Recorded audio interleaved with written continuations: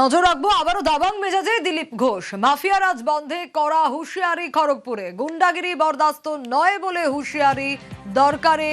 বারুইপুরের মতো এনকাউন্টার। আরো ডিটেইল জানবো, শঙ্কর রয়েছে আমার সঙ্গে। শঙ্কর, পশ্চিম মেদিনীপুরের খড়গপুরের যে পৌরসভার যে 2 নম্বর ওয়ার্ড, সেখানে একটি পার্টি অফিসের উদ্বোধনে এসেছিলেন রাজ্যের মন্ত্রী তথা খড়গপুর সদরের বিধায়ক দিলীপ ঘোষ। এবং কয়েক বছর পর তাকে দেখা গেল একদম পুরো নতুন দবং মেজাজে। তাকে একেবারে বলতে শোনা যাচ্ছে যে মাফিয়া রাজ আর খড়গপুরে চলবে না।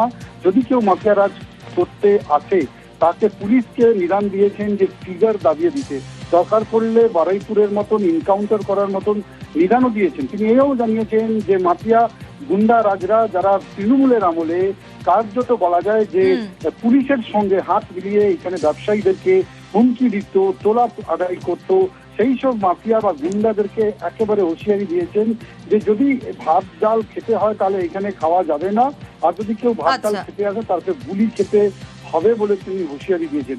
এর পাশাপাশি তিনি পরিষ্কার করেছেন যে পুলিশের নামে নাকি অনেকে অভিযোগ করছে যে পুলিশ নাকি বেশি বাড়াবাড়ি করছে। একেবারে দাবাং মেজাজে তাকে দেখা গেল। কি বললেন দিলীপ ঘোষ, শোনাই।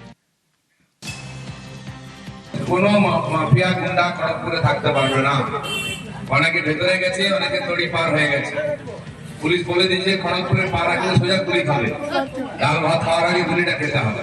দাদাগিরি গুন্ডাগিরি অনেকটা কমেছে। পুলিশ আমাকে বলেছে পুজোর আগে সব ঠান্ডা করবে। আমি ঠান্ডা করার জন্য যা করার দরকার হাত খোলা আছে, বার করবে আর ট্রিগার টিপবে। কোনো উৎপাত সহ্য করবো না, কাউকে ছাড়া হবে না।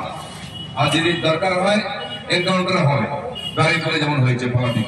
থ্রেট কালচার এটা আমরা বন্ধ করতেছি।